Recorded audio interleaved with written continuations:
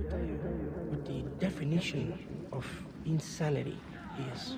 Insanity is doing the exact same fucking thing over and over again, expecting shit to change.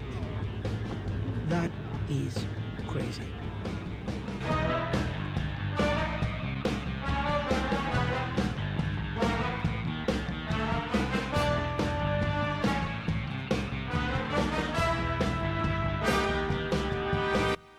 Jungle updates out, and Pyro updates out, and I'm a month late at this, but they're out.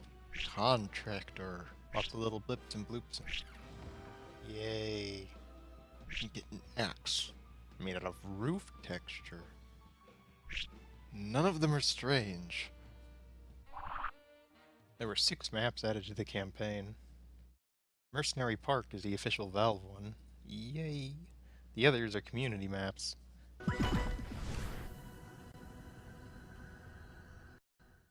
Mercenary Park. A lot of people are complaining about this map, gameplay-wise, saying that it doesn't really, it's too small, and there's too many choke points, and it just ends up being a boring slog. And I have a theory. I think this map was designed for competitive. They have the competitive stage buried far below the map already.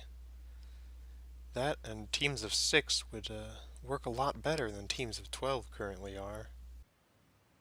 This is new. Usually Valve doesn't model skybox as one big thing like this, but they did for Mercenary Park, and it looks pretty good. Oh, the tree sway. That was added for this map, and that's a good addition. The tree sway, you can see it in the editor. And this is something I did not expect. Also lots of nice little details, like there's a parrot up there. He's adorable.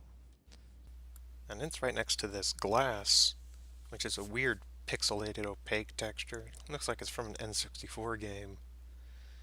This map has some major issues with inconsistent levels of fidelity.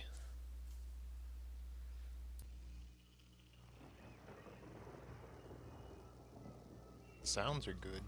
The outside metal is all shiny and cube mapped because it's wet, and then when you get inside it's dry. I like that touch. Although I wish they did a little more, because, you know, why is this dry and this wet? That doesn't make any sense. Here's another pet peeve. Holes that aren't holes. I mean, there are on both sides, but I should be able to see brightness on this side. That sure is something. The gators. Yes.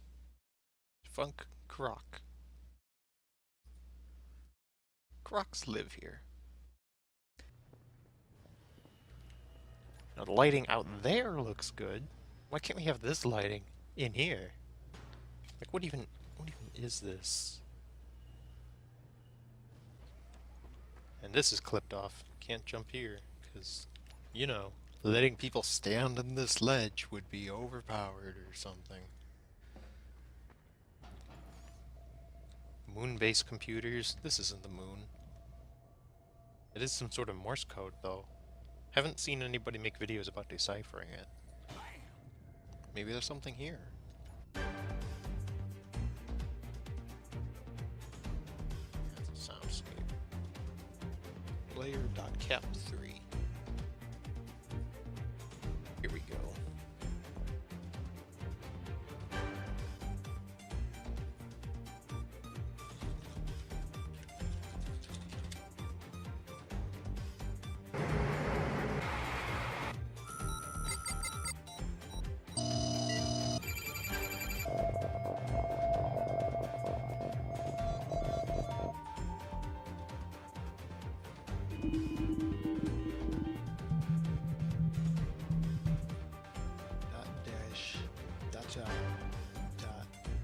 Dash. It is the same message on repeat. V N R.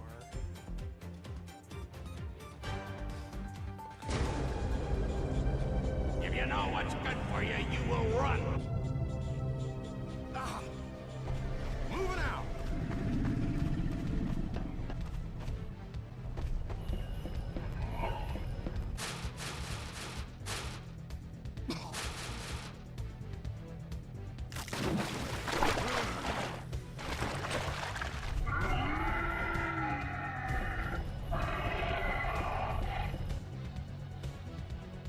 Help!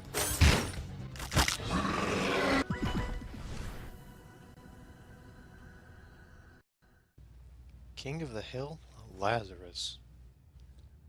Giddy up! Now this map definitely has good lighting. Like, look at this. Animated shore texture, that's nice. What's over here? Not much. Looks nice though. But yeah, it's got good gameplay, nice little mini waterfalls. Doesn't make as much noise as it would in real life though. Good map. Right here. This sucks. These should have been modeled. I hate it when... I mean, yes, it's a nice material, and it has all the good material properties where it's got the shininess and the normal mapped correctly, but it looks so fake. Doesn't look good. Okay, where does this get sound and not the waterfall? More fake rocks.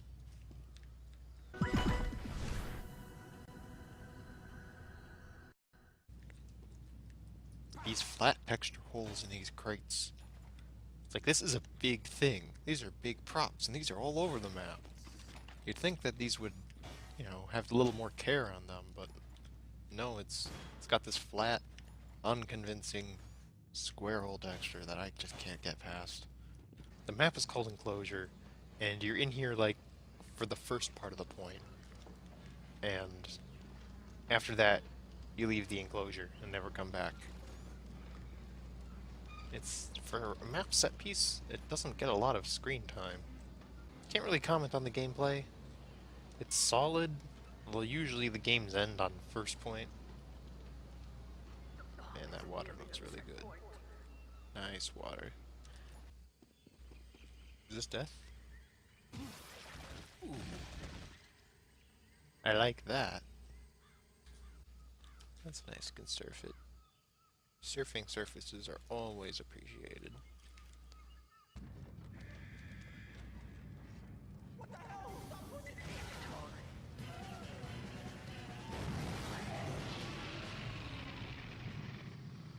That's cute. Can't hate the T-Rex finisher.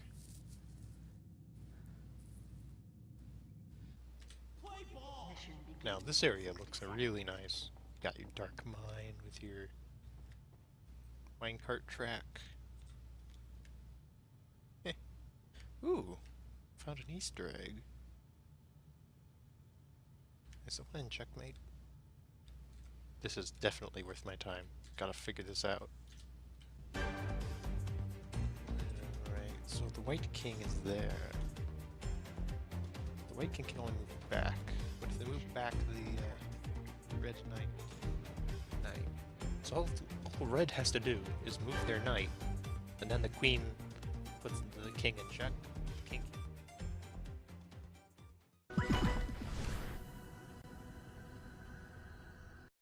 This vista here is amazing. Well, wood's not that thick, but every little corner of this map is full of little nooks and crannies and rock props and details and things that just make sense and make the map feel far more real. Like, yeah, you can run around that edge. Oh look, there's boxes going up here. Oh, isn't that neat?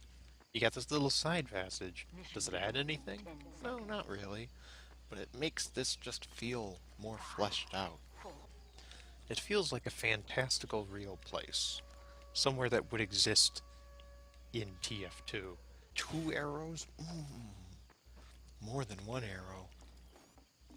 And for once, these stairs aren't clipped off which, honestly, this alone makes the map. That if you can see a little outcropping that you could use to your advantage, you can do it, because the layout and gameplay are alright. Most of the map goes by pretty quickly and then it stalls on last point, which is how a lot of attack-defense maps handle it. Detail sprites don't really match up with the grass texture in some cases, especially here. Especially there. And the water. What is going on with this water? Water's not this color, like, ever. Ignoring this situation where it bugs out.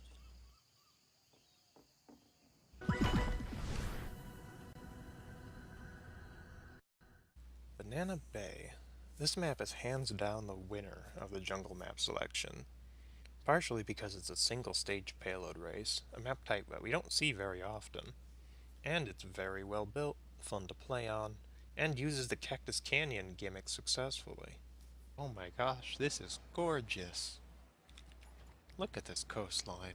Looks amazing, and they even got the little visual effects for when the water rushes up into the shore.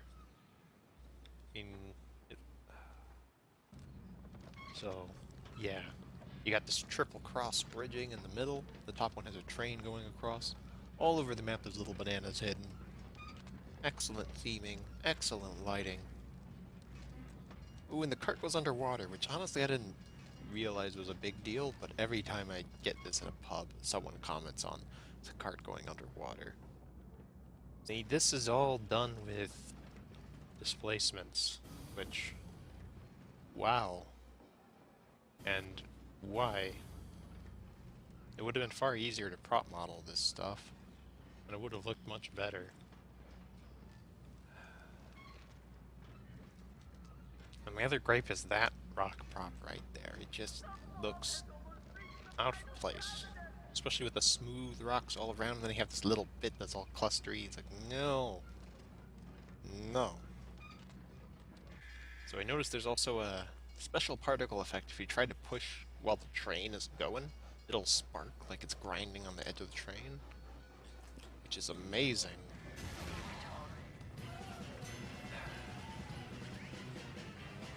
This map's just great. And they use the rope prop in a way that doesn't look... what the hell?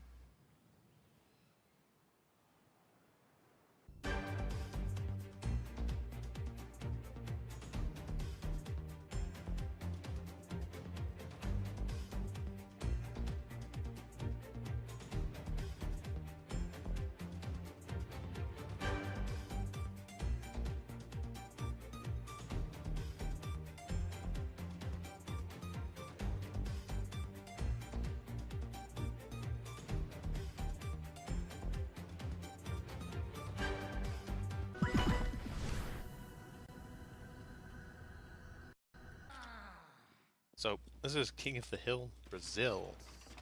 Ranch-shack buildings with a vague industrial purpose. Then you have the misty, humid forest leading to this nice set piece, the satellite dish set piece, which looks really nice. So, the point is good, but this map's big flaw is the base's interiors. It's just a maze and corridors going every which way with no real purpose and not enough health. It just leads to cheeky people hiding all over the place and spawn camping you because they can run around and disappear into the labyrinth and never be seen again. An extent, I don't know what anyone would really do here. You got just kind of vague concrete rooms with stairs all over the place. What's even the purpose of this building? What is this observation room observing? And why is it full of storage?